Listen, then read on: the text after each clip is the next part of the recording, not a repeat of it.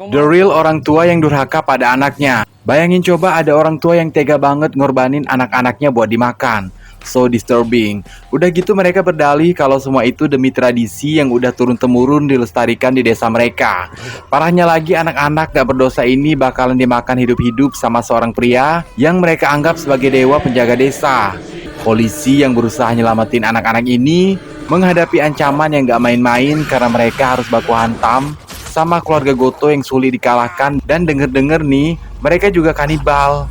Bayangin kalau kalian semua tersesat ke desa ini. Secercah harapan muncul karena polisi tampan dan pemberani dan gak mau kalah bikin dewa kanibal serta keluarga Goto cukup kerepotan. Gimana ya, pokoknya kalau kalian ngelihat si Daigo ini ngadepin keluarga Goto, kalian bakal dibikin gregetan sama keberanian Daigo. Dia itu tengil, gak mau tahu dan serampangan. Kalau dia udah bilang sikat ya bakalan disikat. Gak peduli yang dia hadapin manusia yang makan orang, pokoknya bakalan dia hantam. Di episode kedua ini Daigo masih belum mau nyerah. Dia muncul dengan semangat baru demi menyelamatkan bocil-bocil yang akan dikorbankan. Berikut penjelasan lengkap Ganibal Season 2 episode 2. Pastikan kalian tahan mental untuk nyaksiin pertarungan yang berdarah-darah ini.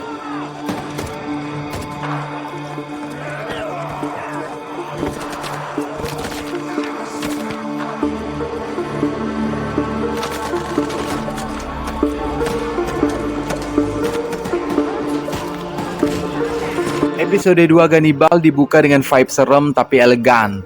Festival Nazar baru aja dimulai. Para penduduk desa tampak riang gembira menyambut festival ini. Tapi itu nggak berlangsung lama. Suasananya berubah tegang saat keluarga Goto muncul kayak kakak tingkat sok keren yang lewatin adik-adik tingkat. Jalan pelan, tatapan kosong, aura misterius, nggak ngomong sepatah kata pun. Mereka tuh nerobos kerumunan kayak minggir woi, seolah-olah pengen bilang ini area kami.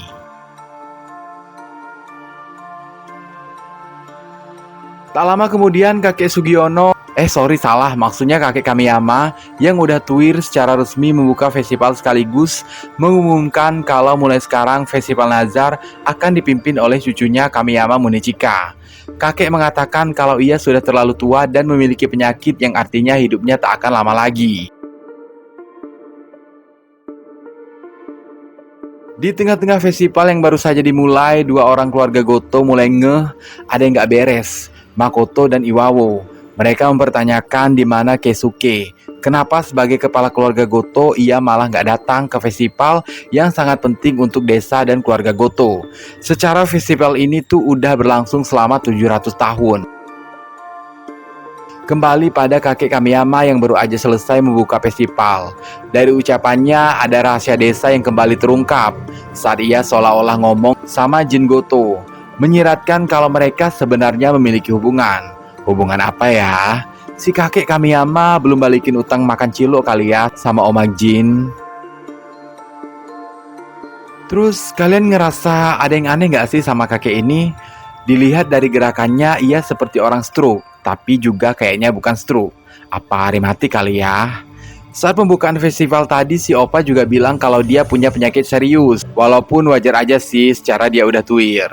Tapi gimana kalau yang dia maksud sebenarnya adalah penyakit kuru? Dalam musim sebelumnya, Jin Goto juga divonis menderita penyakit ini, di mana ciri-cirinya tuh sama dengan yang diperlihatkan oleh si kakek. Seperti orang menari-nari dan tertawa-tawa. Apa mungkin kakek Kamiyama juga sebelumnya pernah makan daging manusia? Karena penyakit kuru disebabkan oleh hal ini. Nah, sementara di sisi lain desa yang penuh misteri ini, kita ketemu sama Keisuke yang sedang dicari-cari. Keisuke nemuin Sumire yang lagi tidur. Mungkin abis minum susu Laktamil, ngantuk terus ketiduran. Karena si doi kan lagi hamidun. Keisuke jahat banget tahu. Dia ngomong ke Sumire buat gugurin anak itu dan jangan pernah ganggu dia lagi. Intinya si Koko ini gak mengharapkan Sumire dan anaknya. Kejam banget kan? Tapi Sumire gak gentar. Dia malah ngegas balik dan nantangin Keisuke. Ujung-ujungnya Keisuke luluh juga. Baru aja suasana mulai melo, tiba-tiba datanglah geng Goto. Anjing gak sih? Mereka tahu pertemuan keduanya karena si bapak gosip, Pak Sabu yang hobi nguping. Mereka berhasil membuntuti Sumire dan dengar semua obrolan panas antara dia dan Keisuke. Yang paling nyebelin tuh abang mungil ini, sok keras. Lihat deh rambutnya diwarnain ala-ala opa Korea. Pengen nabok gak sih? Keisuke bilang sama keluarganya kalau dia bakalan ngebesarin anaknya dengan Sumire agar garis keturunan Goto tetap berjalan. Semua orang tampak gembira kecuali Kang Iwao. Seakan-akan ia merasa terancam. Memang sih dari awal penobatan Keisuke sebagai kepala keluarga Goto, si Akang ini semacam merasa kesalip. Dia merasa seharusnya dirinya lah yang berhak jadi kepala keluarga. Konvoi polisi memasuki area properti keluarga Goto. Mereka pengen ngecek senapan di rumah itu kalau-kalau ada yang gak terdaftar. Karena banyak senapan beredar yang gak terdaftar. Sementara itu di suatu tempat di rumah keluarga Goto, Yuki dan Masiro lagi disekap, entah di pojokan mana. Karena emang properti keluarga Goto luasnya kayak sekampung-kampung gitu. Hal ini bikin kita ketar-ketir. Harusnya polisi bisa dong nemuin emak dan anak ini. Di tengah penggeledahan, para polisi seenaknya ngacak-ngacak rumah keluarga Goto. Satu sisi kita dibuat seneng sih ngeliat ini, mengingat bagaimana kelakuan keluarga Goto yang seenak jidat. Setelah polisi ngecek semua senapan satu persatu, ternyata semuanya terdaftar resmi. Tapi ya jelas itu cuma alibi. Misi utamanya kan emang nahan mereka semua biar Daigo bisa nyelamatin anak-anak yang akan ditumbalkan buat festival Nazar. Makoto si abang gemoy ini emosi. Wah, gemoy plus emosi. Gemoy sian dong. Abang gemoy geram melihat Kanemaru seenak gudelnya ngacak-ngacak kediaman keluarga Goto. Dia pengen nimpuk Kanemaru, tapi Keisuke sigap langsung nahan dia. Makoto makin naik pitam. Emosinya udah di ubun-ubun. Ngelihat Kanemaru sesongong itu di hadapan doi dan keluarganya yang lain. Kalungin es batu kali bang. Abang gemoy mulai curiga. Ada yang gak beres, kenapa Keisuke malah nahan bukan bantu? Ada apa sebenarnya di balik sikap tenangnya? Dari kejauhan, Sumire ngeliatin semuanya. Matanya penuh tanya. Seorang wanita tua muncul, salah satu anggota Goto yang udah veteran selain Oma Jin. Dia mulai cerita tentang kejadian 70 tahun lalu, saat keluarga Goto bertempur melawan penduduk desa dan akhirnya memenangkan pertempuran itu. Sejak saat itu, kata si nenek, keluarga Goto jadi penguasa. Tak tersentuh dan selama garis keturunan mereka terus berlanjut, keluarga Goto itu nggak akan pernah mati. Secara nggak langsung, si nenek mau bilang kalau keluarga Goto itu tangguh dan nggak mudah dikalahkan oleh siapapun, termasuk isi Love. Kanemaru dengan kesongongannya malah santuy. Sikapnya yang terlalu menikmati situasi bikin Ryuji, si abang mungil emosi. Dia mulai curiga. Sebenarnya apa sih tujuan air si Kanemaru ini? Di sisi lain, Iwao ngelirik sekeliling dan nyadar Daigo nggak ada bareng mereka.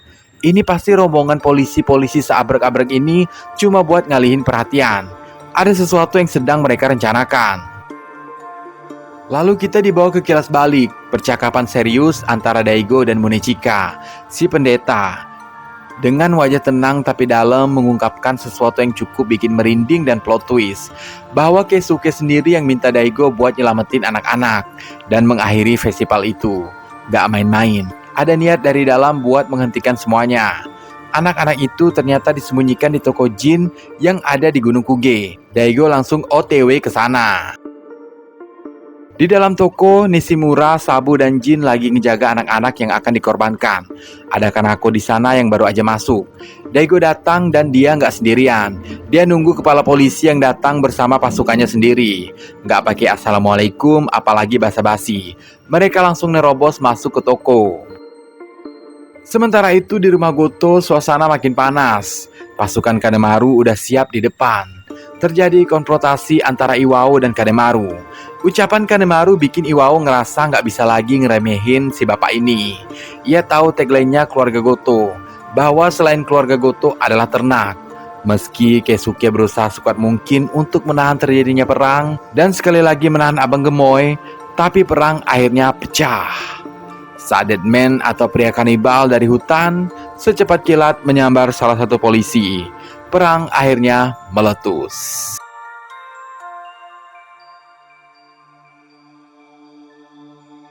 Baku tembak pecah antara polisi dan keluarga Goto. Keisuke, Dia cuma bisa berdiri dengan tatapan kosong, nonton semua hancur di depan mata. Semua usahanya sia-sia. Tiba-tiba dia dengar suara teriakan wanita. Keisuke langsung nyari sumbernya. Dan benar, Sumire. Dia buru-buru jalan ke arahnya, mencoba nyelamatin dan nyembunyiin cewek itu. Deadman atau Dewa Kanibal ini memang mesin pembunuh dan penjaga bagi keluarga Goto.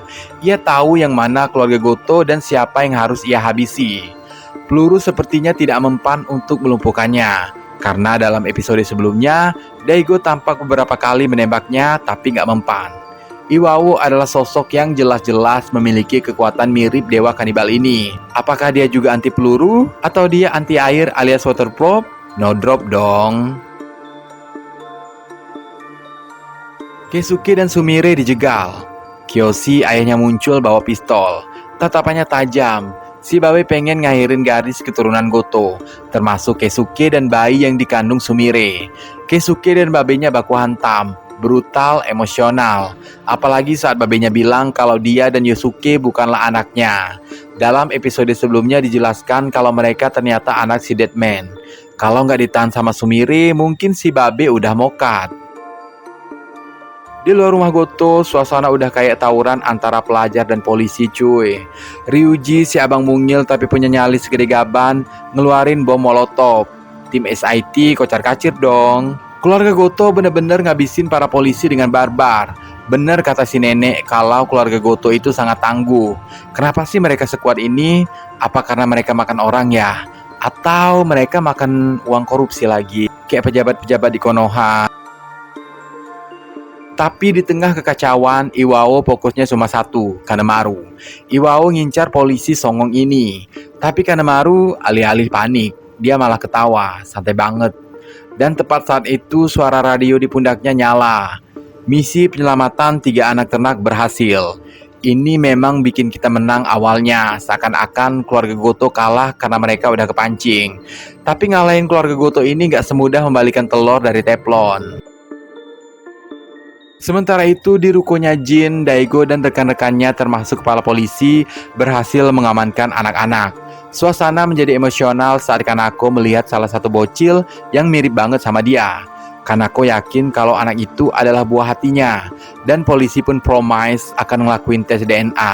Mereka akan nyatuin kembali anak-anak dengan orang tua aslinya. Tahu nggak sih? 2 anak lain sebenarnya anak dari Jin dan Nishimura. Wajar sih kalau Daigo nyinyirin mereka, kok setega itu sama anak sendiri. Bener-bener nih ya, the real orang tua yang durhaka sama anaknya. Bukannya insaf, Pak Sabu malah nganggep kalau para polisi ngerecokin kampung mereka.